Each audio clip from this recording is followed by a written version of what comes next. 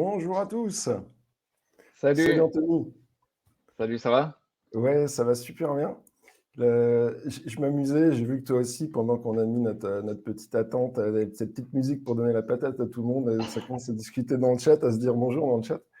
Et du coup, ça fait super plaisir de voir déjà que vous êtes nombreux à revenir pour notre troisième live QSE. Yes. On est déjà presque 60 en ligne, donc c'est chouette, ça fait plaisir. Et puis aujourd'hui, on va repartir sur un format qu'on avait déjà utilisé pour le premier live, c'est-à-dire que vous nous avez posé des questions, on va vous donner des réponses. Et puis voilà, on se donne 2-3 minutes, on se dit bonjour dans le chat. Et Bon, t'as pas de Covid, Anthony, aujourd'hui? Ça, c'est bon, c'est réglé? ça c'est bon. Une fois, ça suffit. Voilà, un Covid, un live, c'est bon, j'ai fait. C'est passé maintenant. Voilà. Aujourd'hui, Ah, ça va mieux. la petite particularité, alors moi, j'ai pas de Covid, mais je suis pas chez moi. Je suis pas à Dijon aujourd'hui, je suis à côté d'Auxerre, parce que c'est les vacances et que je suis dans la famille. Et, euh, et en fait, ça me stresse. Alors, je vous le dis, et du coup, je rigole parce qu'il faut que le truc qui sorte, mais je suis plus stressé qu'aux 2 premiers parce que je suis pas dans mon bureau, dans mes repères, dans mes trucs habituels. Et Et ouais. Et je me en dis plus, oui, tu as le vu, code. on te demande de changer ta photo de profil. Christophe qui te demande si tu vas faire pousser tes tresses gauloises pour le village. Ouais, ouais, ouais. Alors, je m'attendais à la petite vanne sur ma pilosité. Il faut savoir que je suis frileux et que j'ai beau venir du nord-est, j'ai un problème avec le froid et donc le poil est plus long en hiver qu'en été. Ouais, ouais, c'est ça. En été, c'est très bien très court. En hiver, ouais, ça tient chaud. Ouais. Et Romuald qui me dit que j'ai une petite mine. Bah ouais, c'est la fin de la semaine, j'ai pas mal bougé, voilà. Donc maintenant on attend le week-end. Ouais, ça va bien se passer, Romuald. Ouais, ouais. Ah bah c'est sûr que ça va bien se passer parce qu'après, avec Anthony, hein, à chaque fois nous on rigole parce qu'on est là un petit peu avant que vous arriviez. Et Ouais, puis on on danse est un peu. un peu comme ça à 10 minutes avant que ça commence. Et puis on sait très bien que dès que c'est parti, en fait c'est cool. On est comme des poissons dans l'eau, on est dans notre élément. Donc ouais, ouais, ça va très bien se passer et on est super content d'être là. Yes. Alors, bah, on peut commencer, je pense. Ouais, on va commencer. Ça marche. Je vais partager mon écran. Euh, on va quand même avoir, puissiez continuer à nous voir. Alors, aujourd'hui, bon, on se présente rapidement. La plupart d'entre vous, je pense, nous connaissent, mais ce n'est pas forcément le cas de tout le monde. On va ensuite traiter donc vos questions. On en abordera 3 aujourd'hui. Je reviens dessus juste après. Vous pouvez commenter pendant le live. Alors, je vous le dis en même temps, voilà, il y a déjà plein de commentaires qui arrivent. Je pense que vous avez compris le fonctionnement. Mmh. De toute façon, c'est intéressant de le faire parce que au fur et à mesure que nous, on va parler des 3 sujets, ben, on garde toujours un œil sur le chat. On essaye de rebondir dessus. Rendre ça un peu plus interactif, hein, que ce ne soit pas que nous qui parlons sans interaction pendant 1 heure. Et puis, pour terminer aujourd'hui, on va aussi parler de notre actualité. Et la grosse actualité, ça concerne le village QSE. Yes, Mais j'en dis pas plus, on va faire un peu de teasing pour tout à l'heure. yes. Commençons avec les présentations. Je te laisse la parole, Anthony. Alors rapide, hein, puisque je vois qu'on a des habitués, donc voilà, moi c'est Anthony Delesse, je suis auditeur consultant et formateur en management QSE, depuis 15 ans maintenant et mon objectif, moi, c'est d'essayer de rendre la QSE accessible à tous et toutes, notamment sur les réseaux, sur LinkedIn. Vous me voyez assez actif, pour essayer justement de décrypter les exigences et essayer de les rendre, accessibles un maximum et j'ai créé une offre de formation, en tout cas un programme en ligne qui s'appelle Coach Me QSE. Voilà. Parfait, je regardais les commentaires pendant que tu te présentais. Et merci Romuald pour ce commentaire qui m'a fait bien plaisir. On attend tous la fin de semaine, mais avec nous, ça met de la gaieté avant le week-end. J'adore. Top. Alors si on peut au moins vous amener ça, en plus d'un peu de QSE, ben, c'est vraiment cool. C'est clair. Ceci étant dit, je me présente, Benoît Krigel, consultant principalement en qualité, un poil QSE, mais surtout en qualité. Formateur, auditeur aussi, depuis 2 ans. Après 15 ans passés dans l'industrie, sur des postes en lien de près ou de loin avec la qualité. Je suis aussi responsable qualité à temps partagé du Master Kesis à Dijon, donc un cursus de formation Bac+5 en QSE qui est certifié ISO 9001. Et puis très présent sur LinkedIn, et je cherche dans la manière de faire du conseil en QSE à exploiter le distanciel, à exploiter le digital, à essayer d'innover par rapport au format traditionnel du consultant qui vient sur site pour des journées complètes. Trouver des moyens d'amener de la valeur autrement et de manière plus flexible et agile et simple et sexy. Et sexy surtout, ouais. Et sexy, parce que c'est cool les qualités. C'est clair. Alors, 3 questions qu'on va aborder aujourd'hui. On en a reçu un petit peu plus. Quand on les a rebalayées avec Anthony, on a retenu ces 3 parce qu'on pensait qu'en mettre plus, on nous aurait fait les survoler. Donc, on a préféré se concentrer sur 3 questions. Une qui va porter sur le stress avant les audits, mais aussi pendant les audits, dans les interactions avec l'auditeur. Une deuxième qui va porter sur la communication QSE, tant les supports que les canaux, que la manière de l'organiser, comment on peut sortir des modes classiques et essayer d'innover. Et une troisième, avec un peu de prospective, quel avenir pour nous, pour vous, du coup, parce que nous, on l'est plus, les responsables QSE, les évolutions en cours, les évolutions à venir, à quoi il faut s'attendre, à quoi il faut se préparer sur les prochaines années de la fonction.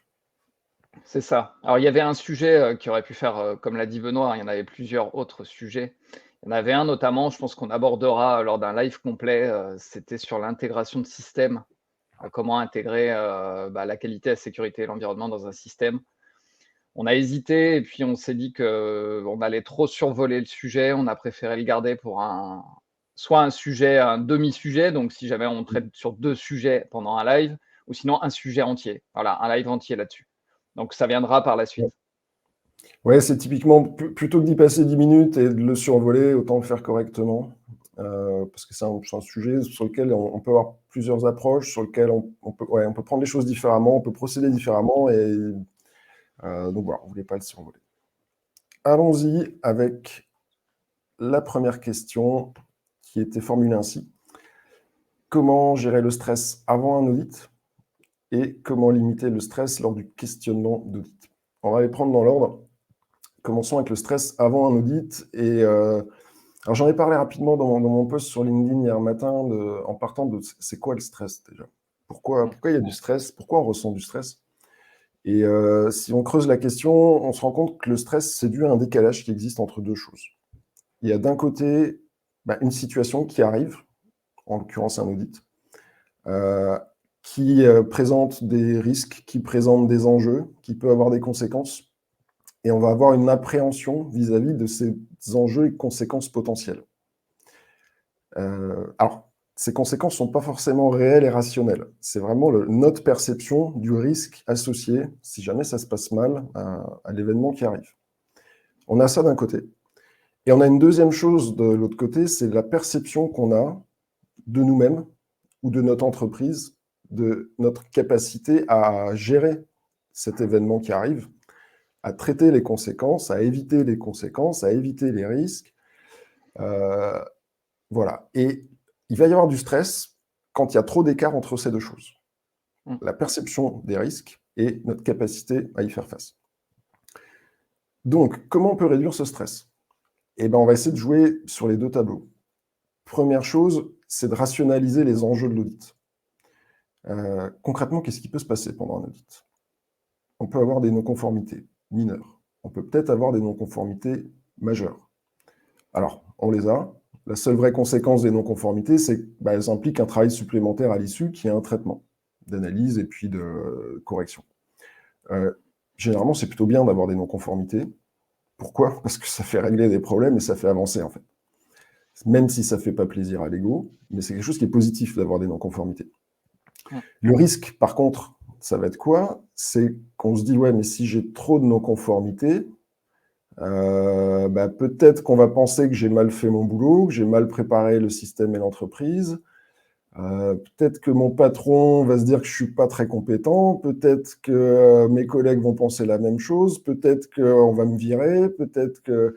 Et là, en fait, c'est un truc mental qui part, où on extrapole, on imagine plein de conséquences potentielles de cet audit qui arrive, qui sont très loin de la réalité. C'est une dimension qui n'est pas très rationnelle quand on dit Mmh. si je rate l'audit, je vais me faire virer. Bon, le patron qui fait ça, il n'a rien compris à rien. L'audit, ça sert à s'améliorer, pas à virer des gens. Donc ça peut être une première piste, c'est rester très rationnel. Les conséquences factuelles de l'audit, ça peut être quoi? Après, il y a un autre aspect sur ces conséquences, et ça, c'est quelque chose que j'ai connu justement en travaillant dans un grand groupe, c'est que les résultats d'audit contribuent à l'image du site à l'intérieur du groupe. Et que les sites peuvent être en concurrence les uns avec les autres. Et avoir un mauvais résultat va complexifier l'activité du site, le fait de recevoir de nouveaux projets, d'obtenir des budgets. Ça peut exister. Malheureusement, là, il va falloir faire avec, parce que quand on est dans cette logique-là, c'est tant l'audit que les résultats au quotidien, que les résultats toute l'année, tout ça va influencer la vision que les grands patrons vont avoir du site. Mais premier point, rationaliser les conséquences réelles d'un audit. Alors, je n'ai pas évoqué la perte de certification, la non-obtention de certification, parce qu'en fait, dans la pratique, ça n'arrive pas. Tout simplement. C'est pas parce que vous avez 10 non-conformités qu'on va vous enlever votre certif. Non. S'il y a 10 non-conformités, même s'il y a 5 majeures, on enclenche un processus de surveillance avec un audit complémentaire. Mais voilà, il y a encore 6 mois derrière de potentiel rattrapage. Donc, vous n'allez pas perdre votre certif. Ça, c'est un faux enjeu des audits. Ouais, clairement. Et c'est le premier axe. Deuxième axe, c'est la confiance qu'on a dans le fait de nous, dans notre fonction et de notre entreprise, de répondre à ces enjeux. Alors, c'est vrai que sur les tout premiers audits, moi, je me souviens de mon tout premier audit, ouais, j'étais super stressé parce que j'étais pas sûr de comment ça allait se passer, parce que j'avais peur qu'il y ait des questions que j'ai pas préparées, parce que je maîtrisais pas le système de l'entreprise, je savais pas encore vraiment où étaient les faiblesses, les trous dans la raquette. Par contre, avec le temps, ça s'estompe, tout simplement parce qu'on connaît le système avec le temps. Et au bout de quelques années, normalement, vous savez où elles vont tomber, les non-conformités, s'il y en a. La question, c'est plutôt de savoir quels sujets vont ressortir cette année et pas d'autres. C'est là qu'on commence aussi à pouvoir essayer d'influencer l'auditeur sur certains sujets, parce qu'on se rend compte qu'en fait, ça nous aiderait bien d'avoir une non-conformité. Donc ça, cette capacité de l'entreprise à être conforme, elle se travaille avec le temps, avec votre connaissance, avec l'expérience que vous allez prendre. Pour arriver au point, au final, quand on a rationalisé les enjeux et les risques, et on a gagné en confiance dans notre capacité à gérer l'audit, au fait qu'il y ait le moins de surprises possible et qu'on sait où les constats vont aller, l'écart entre les deux devient infime.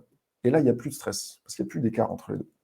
Et ça, c'est le moment où l'audit devient même un truc cool. Et moi, perso, j'adore les audits, parce que je me fais encore auditer. Je suis certifié Calliope, par exemple, donc je me fais encore auditer moi-même, où je participe avec des audits avec mes clients. Et en fait, c'est fun, un audit, c'est un jeu.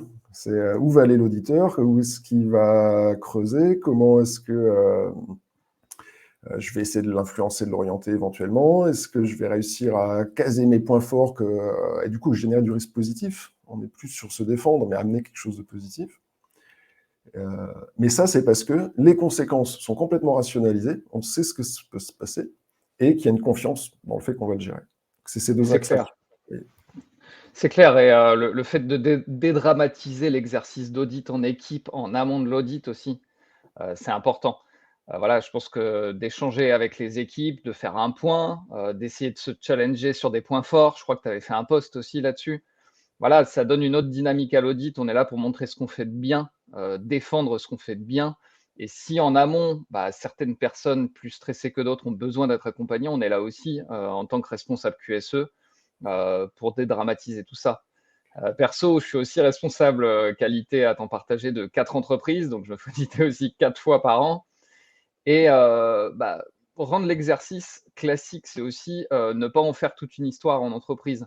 Voilà, il y a l'audit. Non, c'est une phase, c'est quelques jours. Alors ça va dépendre des boîtes, hein. Parfois c'est des semaines sur des grosses boîtes, donc là je peux comprendre que le responsable QSE ou qualité soit stressé.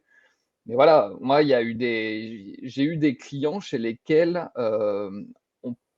on préparait pas à l'audit. Ça veut dire quoi? Ça veut dire que les gens étaient pas forcément au courant très longtemps avant qu'ils allaient se faire auditer parce qu'en fait, c'était un exercice normal. Voilà, du jour au lendemain, on pouvait venir dans l'entreprise et puis, auditer et puis de toute façon, les gens savent faire leur travail, savent l'expliquer et s'ils n'y arrivent pas, bah, ils auront une aide de notre part, quoi. Et si c'est mal expliqué, bah, on y répondra, lors de la levée de points sensibles, d'écarts d'audit. Voilà. Je pense que Ouais. vraiment, il faut l'aborder de cette manière-là. Ouais, ouais, et j'ai connu ce cas aussi où en entreprise dans l'automobile, où on enchaînait les audits tous les allez, 2 mois, grosso modo, c'était la moyenne entre les clients, les référentiels, le groupe, et, et où pour le coup il y avait des enjeux de visibilité à l'intérieur du groupe, d'image du site. Et finalement, la préparation des audits, elle était plus tellement sur le système, parce qu'il était tellement audité, rodé, amélioré, bon, bien sûr, il y a toujours des choses à améliorer, des choses imparfaites, mais l'enjeu était plus trop là. L'enjeu, c'était plus de recadrer, alors, cet audit, c'est qui? C'est quel périmètre? C'est quel sujet? Pour que tout le monde sache ce qu'on va faire à l'audit. Et par contre, ouais, les gens qui avaient l'habitude de se faire auditer, ils déroulaient, ça Mmh. déroulait sans trop de problèmes. Et j'en profite, je rebondis sur le commentaire de Emeline. Alors, Emeline va savoir pourquoi, sur mon écran de contrôle, je vois que c'est toi, et puis sur mon truc de live, il y a LinkedIn User. Mais Emeline, c'est une ancienne collègue, où effectivement, je te remercie pour ce commentaire, ouais, très calme en audit, même si parfois je faisais des bons quand j'étais un peu en off de ce que je pouvais voir ou entendre, mais merci Emeline. Et puis ça me fait plaisir que tu sois là, Emeline, ça fait un moment qu'on s'est pas vu. Et il y a Guillaume Euh, aussi qui a un commentaire. Alors c'est vrai, Guillaume, on peut utiliser la préparation pour mettre la poussière sous le tapis. Ça, c'est pareil, c'est une culture d'entreprise à déployer, à développer. Et bah, on va revenir souvent au même sujet. Ça dépend comment aussi la direction voit cet exercice d'audit. C'est sûr que si on est là ouais, pour cacher que la direction est hermétique aux non-conformités, ça rajoute un stress supplémentaire parce qu'on se sent porteur de cette mission-là, qui n'est pas la nôtre normalement. Et ouais, ça rajoute du stress. Alors, je l'ai déjà vu, hein, dans plusieurs entreprises où effectivement, la veille, on va pas se le cacher, on cache 2-3 choses, on essaie voilà, de faire patte blanche, de montrer patte blanche. Bon, c'est, c'est pas ça qu'on vise quand on vise une certification. L'objectif vraiment, c'est, OK, on a des problèmes, bah, on les connaît. On va peut-être pas orienter l'auditeur dessus, mais si l'auditeur fait bien son travail, il ira dessus de toute façon. Mais en tout cas, la préparation, voilà, elle sert à faire une répétition. Nous, avant le live, on se prépare parce que nous aussi, on doit gérer notre stress d'avant live et notre stress pendant le live. Donc, on prend un temps, on se fait une petite répétition, on répartit les rôles. Bah, c'est un peu la même chose, comme une pièce de théâtre, comme bah, l'audit, c'est pareil. ouais, et puis c'est drôle que tu prennes notre exemple, parce qu'effectivement, si je reprends ce que je disais sur c'est quoi le stress, pourquoi il y a du stress, c'est quoi l'enjeu du live? Bah, en fait, de passer un bon moment avec vous en parlant de sujets qu'on a préparés, on sait à peu près ce qu'on va vous dire et on sait qu'on est plutôt pertinent dans ce qu'on dit. Mais peut-être que, je sais pas, on va avoir une panne, il va y avoir un problème, on va dire des conneries. Ouais, bah tant pis, c'est pas grave en fait. Ou On mon en chat fera me un autre. saute dessus Donc, en plein live. ouais, voilà, ça aussi, rationaliser, c'est une chose. Et puis, notre capacité à le gérer.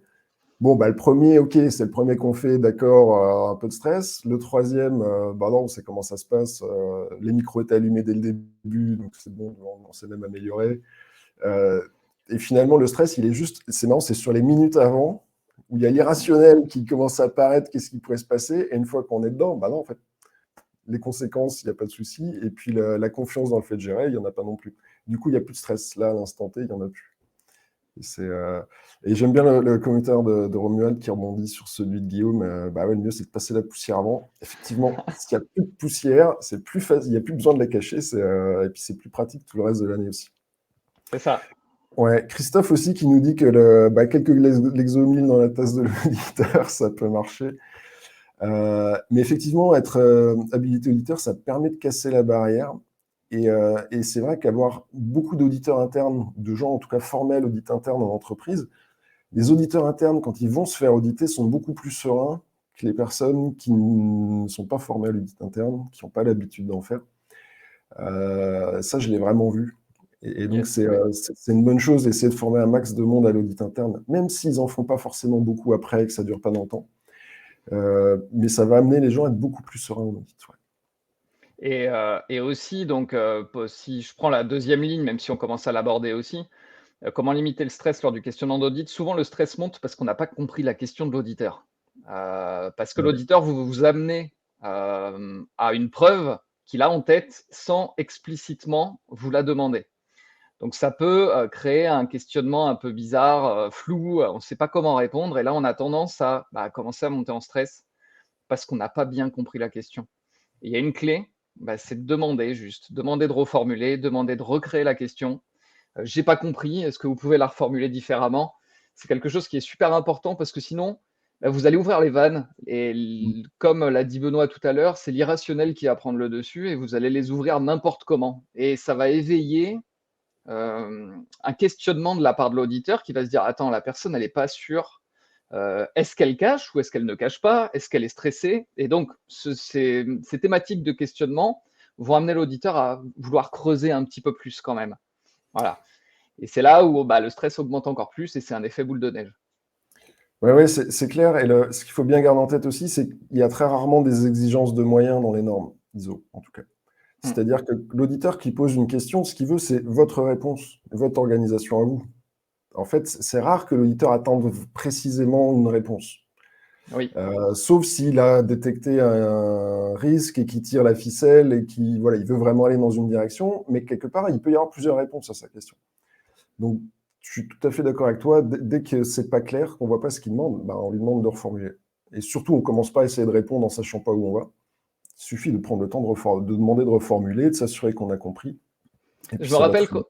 je me rappelle que j'avais fait un post là-dessus en disant: en fait, quand un auditeur te pose une question, réponds seulement à la question». Alors c'était une manière de provoquer un petit peu parce qu'on m'avait répondu d'ailleurs dans un commentaire, c'est un conseil des années 80 Ouais, parce que voilà, ça ferme un peu à l'exercice d'audit. Alors c'est vrai, faut pas le prendre au pied de la lettre, mais déjà comprendre la question et y répondre en premier, puis après si on veut développer, on a largement le temps de le faire.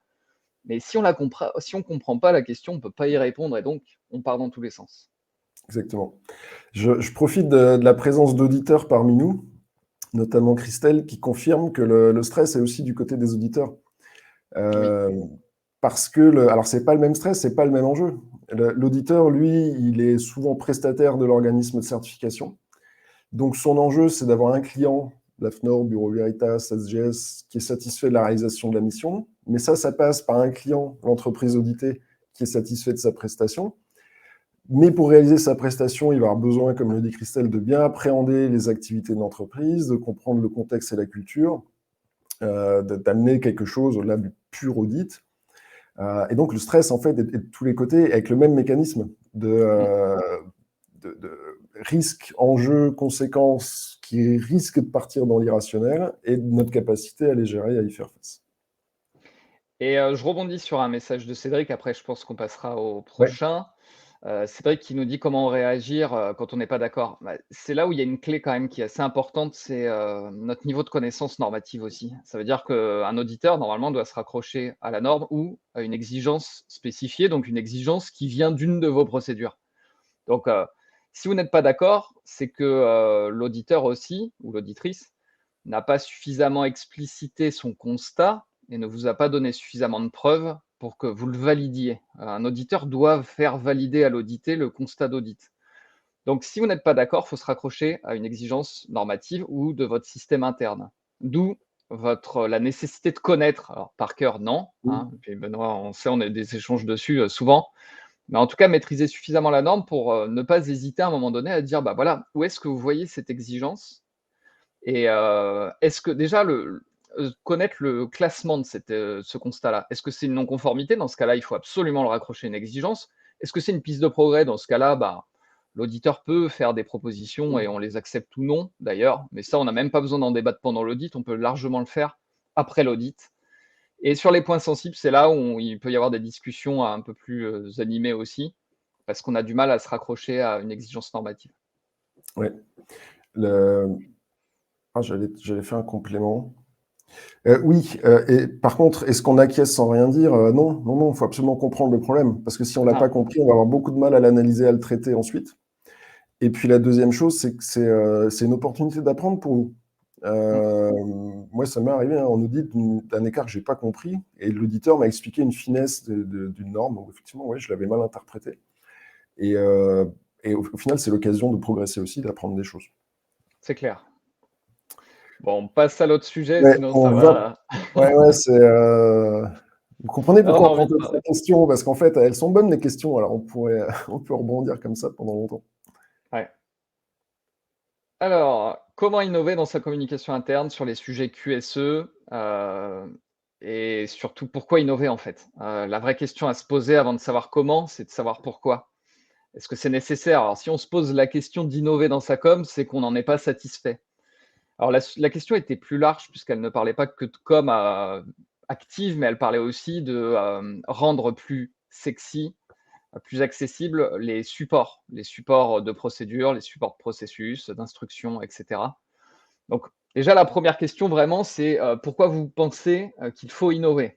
Il y a des entreprises dans lesquelles on a une manière de communiquer et d'écrire et de décrire qui est ce qu'elle est, qui est peut-être à l'ancienne, mais qui convient. Donc je pense que la première chose à faire, c'est déjà de tester et d'évaluer l'efficacité de sa communication, auprès de vos cibles. À chaque fois que vous avez à communiquer une information, il faut connaître votre persona, comme on dit en marketing, donc la cible. Qu'est-ce qu'elle attend de cette communication? Qu'est-ce que ça va lui apporter? Et à partir de là, on va adapter le support de communication en fonction de la cible qu'on vise. Ça, c'est une notion fondamentale. On ne peut pas avoir une seule manière de communiquer. Mmh. Donc pour ça, oui, effectivement, on va devoir innover dans sa com pour toucher chaque acteur et chaque actrice de l'entreprise. C'est là où ça devient plus compliqué. Alors déjà, pourquoi innover? Bah, parce qu'on le voit, aujourd'hui, je pense qu'il y a des conflits générationnels dans les entreprises qui font que, il y a une évolution, en tout cas des générations, qui fait que la méthode entre guillemets «à l'ancienne» peut ne pas convenir, heu, aux nouvelles générations surtout. Donc on l'a pas mal abordé aussi. Il y a pas mal de supports, pour innover. Aujourd'hui, bah, il y en a beaucoup qui utilisent des tutos, vidéo. Donc la vidéo, je pense que ça va être, une clé de la communication en QSE aussi, pour mieux délivrer un message, mieux faire comprendre, la marche à suivre, pour un opérationnel. Donc là, bah, ça demande aussi, beaucoup plus de technique. Il va falloir préparer la vidéo, la découper, la monter. Alors on peut faire des choses assez simples, hein, on n'est pas obligé de partir dans Mmh. quelque chose d'ultra, professionnel, hein. Un téléphone peut suffire, une petite appli sur le téléphone peut suffire et on peut monter des vidéos assez simples, assez rapidement. Par contre, bah, ça veut dire que pour voir une vidéo, bah, il faut un support qui, permette de lire cette vidéo.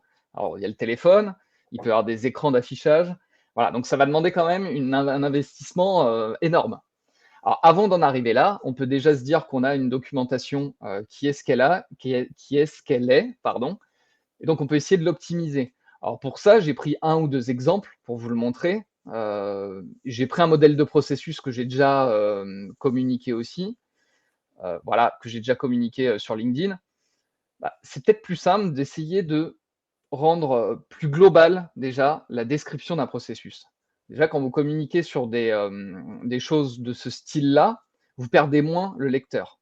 La personne, si elle veut en savoir plus ensuite, elle pourra cliquer sur chaque étape pour avoir un détail. Mais au moins vous avez une communication qui est peut-être plus sexy. Aujourd'hui, dans la com, pour, évaluer son efficacité, pour savoir si elle est efficace aussi, on va poser des questions aux utilisateurs, mais il va falloir utiliser une mise en forme, bah, plus sexy que le logigramme, très vertical, qu'on a du mal à lire ou les procédures à rallonge. Il faut vraiment réussir à communiquer sur quelque chose de très ciblé et si c'est trop global, la personne sera intéressée pour aller plus dans le détail. Voilà. Donc là, c'est un exemple de description. C'est pareil, si vous communiquez sur la QSE, je crois que dans l'autre exemple, c'est un de mes clients chez qui on a monté un système qualité, sous un PowerPoint, donc super simple. Donc là, voilà, en fait, vous pouvez cliquer dans ce PowerPoint-là, donc il a bien voulu que je communique, sur son système qualité, hein, je lui ai demandé l'autorisation avant. Donc là, on voit une politique qui est assez simple à lire et forcément, bah, dans la com, on va pas demander un effort, surhumain à notre cible pour comprendre les grands engagements de la direction. Voilà. Donc ça, c'est des choses bon ça on peut le passer, c'est l'organigramme. Une description de processus qui est peut-être plus simple que celle qu'on a l'habitude de voir et encore que, celle-là, elle est un peu compliquée. Mais en tout cas, ce qui est intéressant, c'est de faire comprendre aux gens aussi comment fonctionnent ces processus-là et donc je crois que c'est dans la diapo d'après, on va zoomer. C'est-à-dire que les gens, ils peuvent se dire: «Bah, qu'est-ce qu'il y a dans le PM1? Ça sert à quoi?» Si vous voulez communiquer sur l'utilisation globale d'un système de management, c'est intéressant de pouvoir, par des mots-clés, dire, bah, dans le processus de pilotage, on fait la veille sur l'activité, on identifie les parties intéressées. Il y a des réunions qui se fixent tous les ans, par exemple la revue de direction. On utilise des outils particuliers. Tout de suite, les personnes vont comprendre un peu plus, en tout cas, ce qui se cache derrière ces notions de processus, ces notions de veille, ces notions de management, support, réalisation. Et donc, vous allez commencer à impliquer les équipes puisqu'elles vont se dire que bah, la QSE, c'est pas que de la rédaction de procédures illisibles, mais c'est aussi quelque chose qui peut être plus visuel. Donc voilà.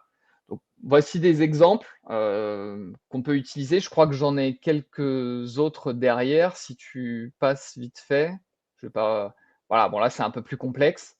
Donc là voilà, c'est des descriptions de processus dans lesquelles ensuite on peut naviguer, ce qui fait que les gens, s'ils veulent accéder à l'information, ils ont l'information aussi assez rapidement. Donc voilà, ça ce sont que des exemples hein, pour montrer un exemple de système de management. Voilà, encore un autre exemple.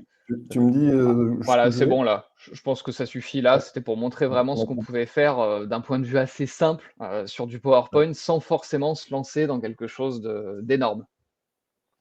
Ouais, Voilà. je suis d'accord avec tout ce que tu dis là-dessus, en tout cas. Ouais, Moi, je pense qu'il y a un principe qui peut aider à innover sans avoir besoin de trop de technique et sans avoir trop de budget, c'est simplement essayer d'amener du dynamisme et de centraliser les infos. Je m'explique. Euh, une procédure PDF, c'est un document qui est figé. Par contre, une procédure PDF avec des liens dedans qui permettent de naviguer d'un doc à l'autre, c'est déjà moins figé. On commence à avoir un peu de dynamisme. Une procédure PDF qui devient un PowerPoint, éventuellement avec des animations, c'est encore moins figé. Alors potentiellement, j'ai le même contenu à l'intérieur, mais je fais évoluer le format. Je prends l'exemple de la politique qualité qu'on peut afficher sur des écrans, par exemple. Plutôt que d'avoir un papier affiché dans les salles de réunion que personne n'a jamais lu depuis 10 ans, je vous le garantis, eh ben, une petite présentation, enfin une politique, pardon, format PowerPoint, avec 2-3 animations qui tournent en boucle sur l'écran d'accueil, c'est déjà complètement différent. Alors que potentiellement, le texte va être rigoureusement le même.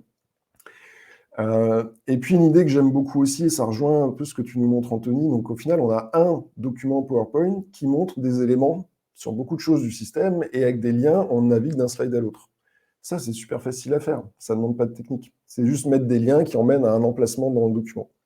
oui, clairement. Une autre option, c'est d'utiliser des tableaux blancs.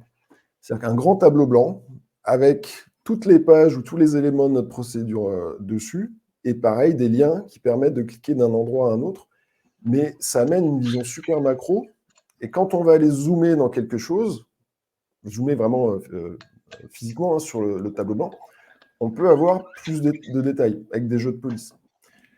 Donc voilà, en fait, il y a beaucoup de choses qui peuvent être innovées sans effectivement avoir besoin de mettre des budgets, parce que C'est c'est clair. dur à justifier ces budgets derrière, sur de la com interne. Un point c'était dans les questions aussi, qui concerne l'évaluation de la communication. Comment est-ce qu'on évalue la communication? Effectivement, ça rejoint ta question du début, pourquoi innover? C'est peut-être parce qu'on se rend compte que la communication n'est pas efficace. Mm. Que faire pour que ça marche? Il n'y a pas de recette miracle. En fait, essayez, testez des trucs et essayez de mesurer derrière, voilà, est-ce qu'avec un nouveau format, un nouveau support, est-ce que les gens ont mieux compris ce message ou pas?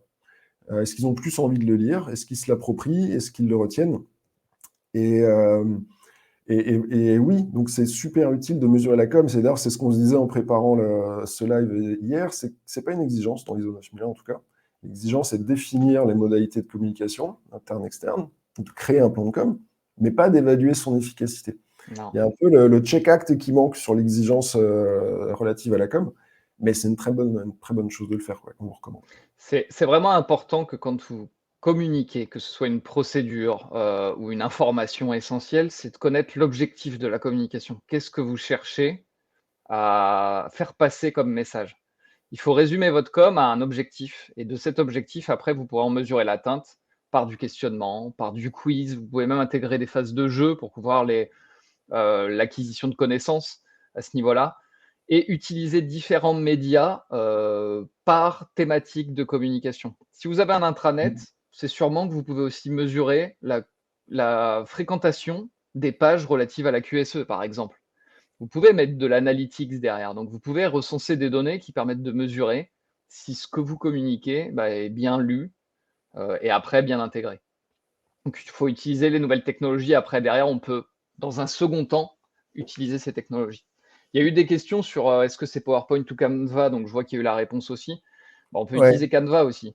Canva, maintenant, je ne le maîtrise pas suffisamment pour savoir si on peut faire des liens dedans. On a aussi Geniali, qui est assez sympa, qui est assez, voilà, qu'on peut utiliser, qui ressemble à un Canva, mais peut-être un peu plus amélioré, plus difficile à prendre Et, en main aussi. ouais, et je rebondis sur PowerPoint parce qu'en fait, moi, je vois souvent des messages passer sur LinkedIn qui décrivent PowerPoint, c'est chiant, les listes bullet point. En fait, non, c'est un outil génial, PowerPoint. Moi, j'ai vu des sites web faits sur PowerPoint, vraiment, avec des animations, avec de la navigation. Il est hyper puissant, donc ouais, enfin, effectivement, les Canva, Geniali, tout ça, c'est cool aussi. Mais en fait, PowerPoint, quasiment toutes les boîtes l'ont. C'est déjà dans les abonnements et il permet, surtout avec les dernières versions, là, de faire des choses vraiment incroyables, Mm. avec des zooms, avec des transitions et des animations vraiment bien faites. C'est comme tous les outils, après, c'est un outil. Donc, pour maîtriser ces fonctionnalités, il faut passer un peu de temps dessus, il faut apprendre. Ouais. Et Mais avant de oui, savoir quel outil, pardon, je te coupe. non, non, je Oh, recommande vraiment PowerPoint. Hein, c'est très, ouais. Après, l'outil, c'est pas la finalité en soi. L'outil bien. viendra que quand vous saurez comment communiquer auprès de vos équipes. Est-ce qu'ils veulent du sexy, du léger, du lourd, et Ouais, c'est à partir de là que vous pourrez créer votre com. Si vous vous dites: «Bah, tiens, je veux un outil pour communiquer et les gens s'adapteront», non, ça marchera pas. ouais. Heu, C'est clair que si vos PowerPoint sont moches, ils ne seront pas mieux dans Canva. non, Le non. problème, c'est pas PowerPoint. Alors, il y a 2 questions sur lesquelles je souhaitais rebondir. Ouais, Il y a dis-moi. Grégory qui nous dit: «Est-ce Ouais, qu'on» alors oui, la bibliothèque, elle est faite pour ça. On n'a pas encore centralisé les infos qu'il y a dans le village, mais il y a un canal qui est dédié à la bibliothèque. J'ai déjà mis un exemple de processus, de description de processus, mais pas dans la bibliothèque, c'est dans un fil de discussion. Donc oui, ça on va s'engager à le faire, ouais, complètement. et Et le l'autre? deuxième, ouais, vas-y. Non, dis-moi, tu m'as dit qu'il y en a Non, deux. l'autre, c'était, pour les présentations, on peut aussi utiliser Prezi, oui. Totalement, il y a d'autres outils, il y en a plusieurs. Attention, Ah, vas-y. Prezi, moi je suis contre, clairement. Pourquoi? Parce que je D'accord. l'ai vu utiliser et que j'avais la nausée au bout de 10 minutes. Le problème de Prezi, pour ceux qui ne connaissent pas, c'est un peu comme PowerPoint, seulement au lieu d'enchaîner des slides, on va enchaîner sur des emplacements, sur un grand tableau, avec des jeux de zoom. Mmh. Le problème, c'est quand on a un écran qui zoome, qui dézoome, donc Prezi éventuellement, à condition que le zoom soit super faible, que la transition soit lente et qu'on ne donne pas la nausée à tout le monde. Personnellement, ça m'a énormément perturbé. J'ai rien retenu du contenu ce jour-là. Mmh. Alors que le gars qui présentait était convaincu d'avoir fait un truc génial. Ben, c'est typiquement ça l'objet de la com. C'est que la com, c'est pas le mec qui conçoit qui doit le trouver génial. C'est ceux à qui c'est destiné qui doivent le trouver génial et qui doivent comprendre le contenu. Ouais. C'est le seul objectif. Et on n'oublie pas un truc quand même, on parle de com, donc là on parle de support com, mais la meilleure des com, c'est d'aller voir les gens, c'est de C'est vous. discuter avec et Ouais. voilà. C'est grâce aux commentaires de Myriam là. Surtout comment toucher tout le monde? Bah, ouais, il y a des gens qui n'auront pas le temps d'aller, lire des informations, donc et on passera par, de la relation humaine. C'est quand même, ce qui marche le mieux en Ouais. com. Voilà. Et le pendant d'un super PowerPoint ou d'un super Canva en relation humaine, bah, c'est ça. C'est le sourire, c'est la Voilà. banane, c'est l'enthousiasme. Ce qui fait que quand le support de com que vous êtes, qui véhicule des messages, bah, quand il passe dans l'atelier, il n'est pas là à venir chercher des noises, à être exigeant directement. Non, non, Mmh. il est là pour. On a envie de discuter avec lui, on a envie de savoir ce qui se passe, ce qu'il y a de neuf, et on trouve ça cool. C'est Je clair. propose qu'on enchaîne, parce que je vois que Ouais. le temps file. En fait, même nos trois sujets, on aurait pu en faire deux Ouais, aujourd'hui, tellement c'est ça. ils sont Mais pas là, mal. Et bon, puis, ce sera de toute façon, le troisième, c'est quand même une ouverture, donc oublie pas que tu es ouais, sur ma présentation là, ouais, ouais, je sais je pas si tu l'as reviens. vu? Ouais, voilà. Ouais. Alors, quel avenir pour nous, les responsables QSE? Et alors, il y a plusieurs éléments derrière le quel avenir. En fait, celui-là aussi, on aurait pu faire un live entier sur le sujet. Ouais, oui. Euh, Moi, il y a deux choses que je vois. Des grandes tendances, en fait, qui existent depuis quelques années, mais qui sont plutôt en train de s'accélérer qu'autre chose. Euh, Moi, je vois les responsables qualité QSE de moins en moins comme des experts techniques QSE qualité et des experts des normes, mais beaucoup plus comme des fonctions transversales. où on devient plus des facilitateurs, des chefs d'orchestre, des chefs de projet transversaux, plus que des experts techniques normatifs. Des Et managers de transition ouais, aussi, et on beaucoup. va beaucoup plus être dans l'implication de l'ensemble des fonctions sur les sujets techniques QSE et être dans une fonction de coordination de tout ça et s'assurer la cohérence de tout ça, plutôt que d'être tous les sujets qualité, c'est nous. Tous les sujets QSE, c'est nous. Ça, c'était l'approche, je pense, il y a quelques années, et ça, c'est quelque chose qui évolue. Deuxième grosse évolution, elle est liée à la technologie. Alors, le distanciel, tous les outils associés au distanciel. PowerPoint, ce qu'on voit avec PowerPoint, avec des animations, créer des sites web PowerPoint, aujourd'hui, on peut faire des choses sur les versions d'il y a 10 ans, c'était beaucoup plus compliqué. C'est vrai avec tous les outils. Mais c'est vrai aussi avec les outils de pilotage de système, de suivi de plan d'action, de calcul d'indicateurs, de visualisation graphique. On a partout une myriade d'outils qui arrivent. Et puis, on a surtout des technologies à très haut potentiel. Je vais parler de ChatGPT parce que c'est incontournable. Mais moi, je suis convaincu totalement que oui, on va utiliser de l'intelligence artificielle dans le pilotage de systèmes de management dans pas très longtemps. Et à un Clairement. moment, c'est plus vous qui allez écrire des procédures. Enfin, vous n'allez pas perdre votre temps avec ça alors qu'un logiciel va savoir le faire. Vous allez relire les procédures pour s'assurer que c'est cohérent et vous lui aurez demandé de vous écrire une procédure, je ne sais pas moi, de traitement des non-conformes avec quelques éléments de contexte qui est conforme à telle norme. Et puis en fait, en 3 minutes, vous l'avez, votre procédure. Donc, moi, je pense qu'il y a une évolution qui vient là-dessus et ça rejoint le fait que l'expertise attendue sera plus sur la technique pure, mais beaucoup plus sur la transversalité, la cohérence, la communication et le fait d'amener un bénéfice à l'entreprise qui n'est pas la conformité et l'assertif, mais qui est du Oui. progrès, de la démarche de progrès, de l'amélioration et de l'évolution de culture et d'embarquer tout le monde. Et voilà. Bon, je vais m'arrêter là et je te laisse la parole, Anthony, juste pour dire que moi, je kiffe pas mal cette évolution. Ouais, En tout pareil. cas, personnellement, je m'y retrouve beaucoup et je suis assez impatient de voir concrètement comment ça se passe sur les fonctions QSE dans les prochaines années. Ouais, pour moi, il y a 3 mots-clés, mais qui résument ce que tu viens de dire, parce que je pense qu'on est pareil là-dessus, Benoît. On envisage le métier de cette manière-là. Moi, il y a 3 mots, c'est communication. Je pense qu'aujourd'hui, alors je vais être un peu provocateur, mais historiquement, je pense que la fonction qualité, c'était un peu des gens quand même ultra techniques dans les outils statistiques. Ça pourra ne pas changer, bien sûr. Attention, il y aura le métier va se diviser en 2 pour moi. Il y aura la partie très technique, très statistique, très contrôle aussi, voilà, surveillance. Et puis il y a l'autre partie de responsable de système qui va avoir 3 mots-clés, c'est la com, l'automatisation et la digitalisation. Voilà, en sachant que digitalisation, automatisation, c'est quand même bien associé. Mais il va falloir utiliser beaucoup de soft skills qui sont associés à la com, à la psychologie, à la façon de réussir à convaincre. Et ça, je pense que voilà, il y a certaines, même des écoles qui commencent à prendre ce virage-là. Et moi, je les conseille puisque je suis intervenant dans des écoles aussi, je leur conseille de prendre ce virage-là. Aujourd'hui, les responsables QSE de demain devront maîtriser la communication. Et ça doit faire l'objet d'une thématique à part entière dans les cursus. Mais aussi pour ceux qui sont déjà en place, ceux et celles qui sont déjà en place, c'est de se former à toutes ces techniques psychologiques qui vont nous aider aussi à mettre en œuvre les démarches au quotidien et à toucher plus les équipes. Et l'automatisation, ça, il va falloir y venir, mais je pense qu'on pourra aussi, en tant que responsable QSE, ne pas avoir ces compétences d'automatisation et de digitalisation parce qu'on sera dans des entreprises dans lesquelles il y a des services qui sont faits pour ça.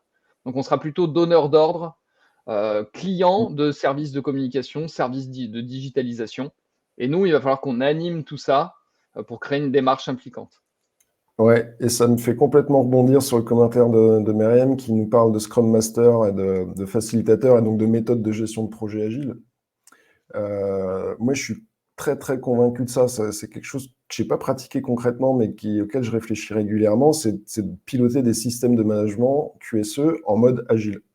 Et donc, un exemple concret, ça veut dire quoi? Arrêter d'avoir des plans d'action d'amélioration à l'année avec des délais à 6 mois, mais avoir un pipeline d'actions potentiellement importantes et des sprints de 1 mois. On se fixe 3 priorités, c'est ça qu'on travaille ce mois-ci. Et on fait le point au bout d'1 mois. Qu'est-ce qu'on a fait, pas fait, Est-ce que les enjeux ont changé, le contexte a changé, les risques ont changé, on a eu des incidents? On repriorise les actions principales prioritaires du mois suivant. Et là, et ça, c'est la manière de gérer des projets en agile, où on fait des pas, on avance, et au fur et à mesure qu'on avance, on gère le progrès de la suite. Ça peut être un exemple, mais je suis convaincu qu'on va vers une évolution de ce type-là, qui inclut derrière ce que tu disais, hein, les outils digitaux et toute la com qui va avec. Ouais, complètement. Voilà, bon, je vois que ça va plutôt dans le sens de ce qu'on est en train de dire dans les commentaires. Oui, on se rapproche du DRH. Alors, je pense que on se rapproche de cette fonction dans le sens où on est là pour impliquer les équipes. Et je pense qu'avec toutes ces démarches QVT et même plus générales encore en RSE, le responsable QSE a un rôle à jouer. Et on tend vers ça forcément, et c'est une évolution de contexte. Ouais. Et bien sûr, oui, Christophe qui dit qu'il va falloir que les directions changent, oui. Forcément, il va falloir qu'elles comprennent un peu le positionnement de cette fonction-là dans l'organisation générale. Et j'ai d'ailleurs fait un post sur le fait que je pense que le responsable QSE doit être membre du CODIR il y a la semaine dernière. Voilà, je suis totalement d'accord avec ça. Il va falloir aussi, pas éduquer, c'est pas le bon mot, mais en tout cas sensibiliser les directions à ce rôle clé dans l'entreprise, effectivement. Et puis, je pense qu'il y a vraiment un truc qui change, mais qui n'a rien à voir avec la fonction QSE, mais c'est un contexte global, socio-professionnel, qui change à une vitesse, déjà, ce qui est déjà changé, et peut changer encore dans les mois, années qui viennent, à une vitesse imprévisible. Et je pense que tous les dirigeants qui ont été dirigeants au cours des 3 dernières années ont compris que le fonctionnement rigide à l'ancienne, à un moment, ça pose des problèmes. Et qu'on ne sait pas gérer des confinements correctement comme ça, et qu'on ne sait pas gérer des crises de semi-conducteurs, et qu'on ne sait pas gérer une guerre en Ukraine, et qu'on ne sait pas gérer un Brexit, et que, en fait, mais en attendant, tous ces macro-événements, toutes les entreprises l'ont subi. On rajoute après tous les micro-événements liés au marché, aux clients, au contexte, au turnover. À un moment, si on ne comprend pas qu'il faut changer les pratiques pour continuer d'avancer, pour se démarquer, pour être efficace, le problème, ce n'est pas la position de la fonction QSE, c'est vraiment l'approche de comment peut vivre une entreprise dans un contexte changeant si elle n'est pas capable de changer, et d'évoluer, Oui, de s'adapter. complètement. On va clôturer là-dessus pour les questions-réponses. Ça te va? Ou tu voulais rajouter Ouais, quelque je chose? regardais s'il y avait d'autres commentaires au cas où, mais non, voilà, mettre l'accent sur le chapitre 10, oui, de la norme, bien sûr. Mais voilà, non, après, il n'y a pas d'autres commentaires à ce sujet. Je pense qu'on a fait le tour. On pourrait y passer 1 heure dessus aussi. On pourrait aller plus dans le Ouais. détail. Voilà. Vous posez des bonnes questions, hein, c'est ça le truc. Bah ouais. Alors, pour terminer, le prochain live. Déjà, on vous donne la date. Ce sera le vendredi 10 mars 2023, donc dans un mois tout pile, même heure. On repasse sur le format qu'on avait fait la dernière fois, c'est-à-dire que au lieu de traiter plusieurs questions que vous nous avez posées, on va traiter un sujet. Et on en a 2 qui sont pressentis pour l'instant. L'intégration de systèmes QSE, donc Anthony, on t'en parlait en introduction de ce live. Et puis un autre qui était arrivé déjà précédemment sur les prochains lives qu'on s'était mis de côté, qui est le déroulement d'un audit de A à Z. Comment ça se passe, comment on prépare, comment ça se déroule, comment on traite derrière. Voir autre chose à définir. Alors, selon vos commentaires, ça nous intéresse du coup si vous nous dites un peu en commentaire là tout de suite, sur ces 2 sujets, en tout cas les 2 premiers, lequel vous intéresserait le plus? Audit ou intégration QSE? Ou Et autre. puis, ou autre. Et puis, de toute façon, d'ici le 10 mars, on fera des coms, on lancera peut-être un petit sondage, et puis on vous tiendra informé du sujet. Ouais. Donc on regardera les sujets que vous mettez en commentaire et on verra Ouais. ensemble. Voilà. Et puis, ce qu'on vous disait aussi, c'est qu'on va parler un peu de notre actualité. Et puis, la grosse pour nous en ce moment, c'est le village QSE, qui, pour rappel, avait ouvert il y a presque un mois, c'était le 13 janvier. Où est-ce qu'on en est depuis le 13 janvier? Alors, on est à plus de 400 créations de comptes utilisateurs. Alors là, on vous remercie, c'est top. Quand je dis plus de 400, c'était 423 ce matin, je crois. Oui. Dans le forum, 90 posts qui ont été publiés, plus de 280 commentaires. Donc, nous, on est assez contents parce qu'on voit que ça prend. On a poussé un peu au début, on était les initiateurs de discussion, et puis ça a évolué. Donc ça, c'est chouette. Ça confirme qu'il y a une vraie utilité, qu'on a bien vu, bien senti la chose, je pense. Et puis, la nouveauté dans le village, c'est que depuis le début de la semaine, on a activé les accès payants. Il y a 2 grands niveaux d'accès payants. Le premier, ce qu'on appelle l'accès membre, qui lui va permettre d'accéder au forum et aux différents chats thématiques sur la qualité, sécurité, environnement, les outils digitaux. Donc, il permet de poster des messages, de commenter, de liker, d'interagir. Cet abonnement, on vous le propose à 5 € TTC par mois. Pourquoi c'est payant? Parce qu'on veut mettre un filtre. Parce qu'on sait parfaitement que sur les 420 comptes utilisateurs, parce qu'on a des stats aussi de consultation de la plateforme, il n'y a pas 400 personnes actives. Il y a des gens qui vont uniquement être consommateurs et qui ne vont pas participer. Le fait de mettre une petite barrière modeste à l'entrée, ça nous permet d'avoir des gens qui ont envie de faire cette aventure et cette communauté avec nous. Vous avez possibilité de vous engager annuellement. Du coup, on fait une petite réduction de 2 mois gratuits. Ça devient 50 € par an. 2 petites choses sur cet accès membre. Vous pouvez le faire financer par votre entreprise et on peut vous donner une facture. Il n'y a aucun problème. Il faut juste nous le signaler. Deuxième chose, c'est sur le paiement. C'est un paiement qui se fait uniquement en ligne avec Stripe, donc un paiement par carte bancaire. Et on a un petit bug sur notre plateforme de paiement qui, on le sait, a refroidi l'un ou l'autre d'entre vous qui nous l'ont dit, mais qui en fait n'est pas un vrai bug. Mais je vous explique. En fait, quand vous allez sur la page, vous cliquez sur votre formule mensuelle ou annuelle, vous renseignez vos infos de CB, vous cliquez sur payer. Il y a la page d'authentification de votre banque qui s'affiche et qui affiche un montant à 0 €. En fait, il faut vous identifier avec vos codes de votre banque. Et une fois que c'est fait, la page se rafraîchit avec le bon montant. Et ça se passe tout à fait normalement. En fait, c'est comme une double authentification au niveau de la banque.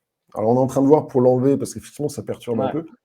Mais on vous rassure, c'est pas un scam, c'est pas un truc qui vient vous choper vos infos. C'est juste d'abord, la banque vous authentifie. C'est pas facile à dire. Elle authentifie le paiement. Voilà, c'est tout ça. Ouais.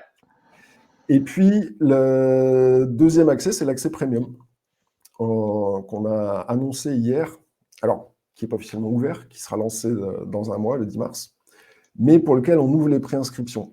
Préinscription, pourquoi? Parce qu'on limite le nombre de places. Le premium, ce qui change avec l'accès membre, c'est qu'on rajoute beaucoup de lives. Des lives de 2 heures thématiques qu'on anime, un live tous les mois, mais aussi des lives que vous pouvez déclencher sur des sujets liés à votre quotidien, votre entreprise. J'ai un souci avec ça, qui veut en discuter? On lance un live et on en parle tous ensemble. Mais pour ça, pour que ce soit qualitatif, on limite à 12 personnes pour la première maison. Alors, on va lancer des maisons, c'est des vagues en fait, si vous voulez, des groupes, qu'on appelle des maisons, parce qu'on est dans un village. Donc, la première maison démarre le 10 mars. Elle démarre avec 2 demi-journées de formation. Et ça, c'est une raison, c'est que derrière, ça rend cette adhésion éligible au financement de la formation professionnelle. On est certifié Calliope. Donc, cet abonnement premium, vous pouvez le faire prendre en charge par vos OPCO, c'est une possibilité. Oui. En termes de tarifs, il est proposé à 1 200 € par an, ce qui correspond à une journée de consultant sur site. Et vous avez compris que là, c'est plus que de la communauté, c'est une manière de faire du conseil avec des consultants, mais aussi avec la force collective de la communauté, de manière beaucoup plus flexible que le conseil traditionnel. Je vais rajouter une chose sur les lives de 2 heures. C'est pas ce format de live que vous avez à l'instant en temps réel là. C'est un format où vous pouvez prendre la parole directement, hein, comme une formation sur Zoom pour ceux et celles qui ont déjà fait ou autre support. Voilà, c'est vraiment de la visio où en fait pendant 1 heure, nous on va plutôt donner notre point de vue, mais vous pouvez commenter.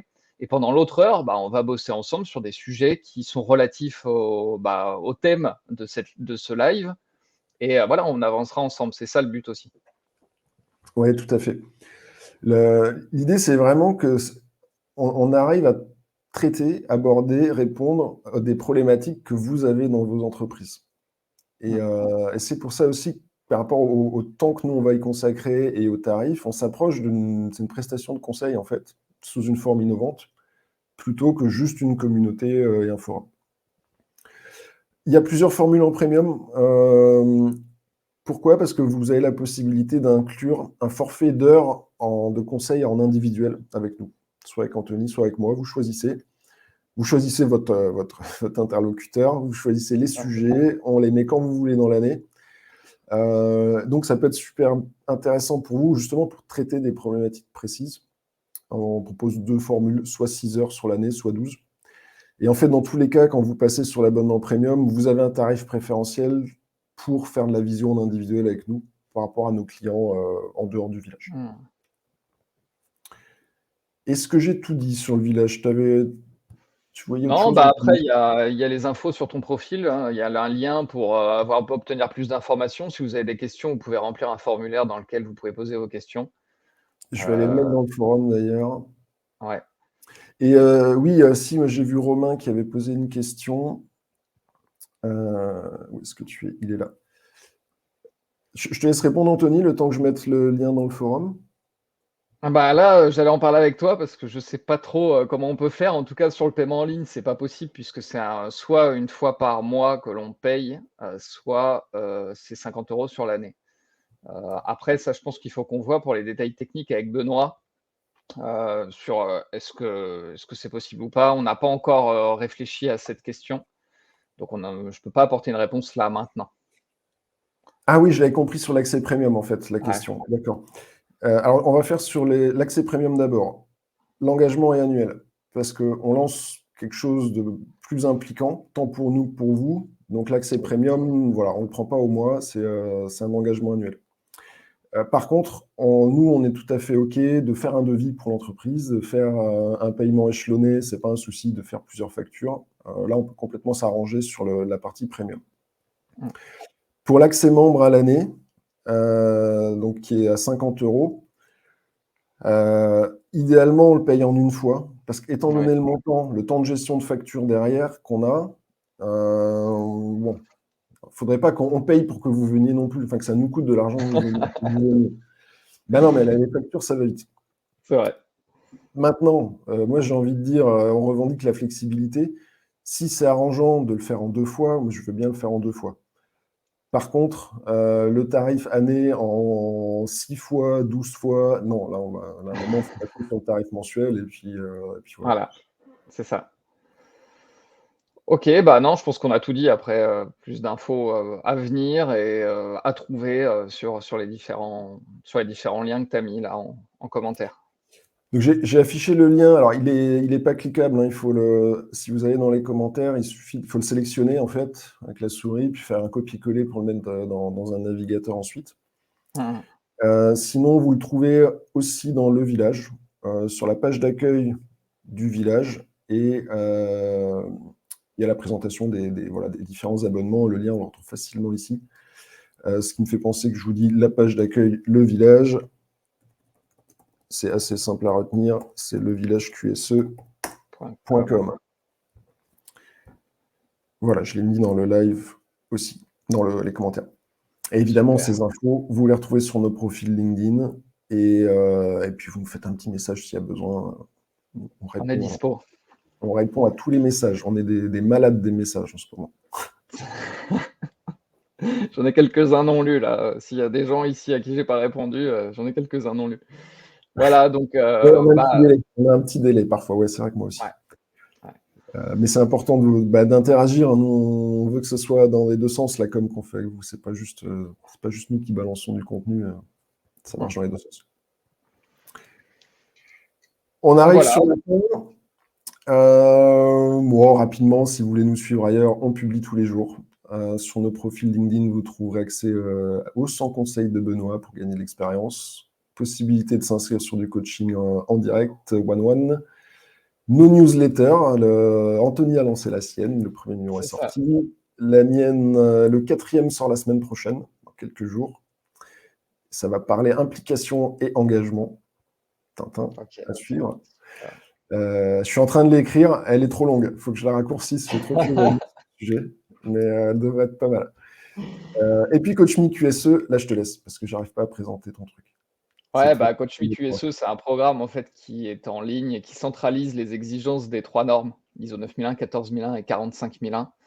Et par une navigation assez simple, vous retrouvez, chacune des exigences par sous-chapitre pour chaque référentiel et bien sûr, il n'y a pas que ça parce que ce serait trop simple. Il y a bien sûr des exemples d'outils à mettre en place pour répondre aux exigences et des conseils pour les mettre en application. Donc voilà, donc c'est les normes QSE centralisées avec des conseils, des membres de la LCE, mais notamment là, plus de moi pour l'instant, mais validés Ouais. par, la LCE. Et puis ma newsletter pour info, le prochain sujet, le premier vrai sujet, puisque j'ai lancé juste la présentation, sur le numéro 1, c'était je me présentais plus qu'autre chose. Sur le numéro 2, c'est la communication positive en QSE. Voilà. Donc ça a fait écho avec un des 3 Ouais, sujets qu'on a vus aujourd'hui. ouais. Top. Je Voilà. rebondis sur un commentaire de Christelle qui nous remercie, qui n'avait pas pu assister aux 2 premiers lives, qui est content de découvrir le format. Merci pour les bravos, Christelle. Et j'en profite en fait pour vous donner l'info que les replays de nos 2 premiers lives et de celui-ci aussi, vous les retrouvez tous dans le village QSE. Et même dans Oui. l'espace public gratuit. Il n'y a même pas besoin de créer un compte pour aller les voir. En fait, en allant dans le village, il y a un canal qui s'appelle Live. Et en Mmh. allant dans ce canal live, vous cliquez sur Past, donc les anciens lives en haut à droite. Et là, vous verrez nos lives avec le lien vers les replays. Donc ça permet de les voir, de les revoir autant que vous voulez. Et voilà. Eh ben, C'était le super. mot de la fin. On peut bientôt partir en week-end. Ouais, ouais, ouais, exactement. Et puis, j'espère que vous avez passé un bon moment en notre compagnie. Nous, après le stress pré-démarrage, c'est bon, on s'est éclaté une fois de plus. Et, Voilà. on vous souhaite une bonne journée, un bon week-end, des bonnes vacances s'il y en a qui sont en vacances. Et Bon puis on vous dit week-end à tous. à bientôt. À bientôt. Salut. Bye bye, salut tout le monde.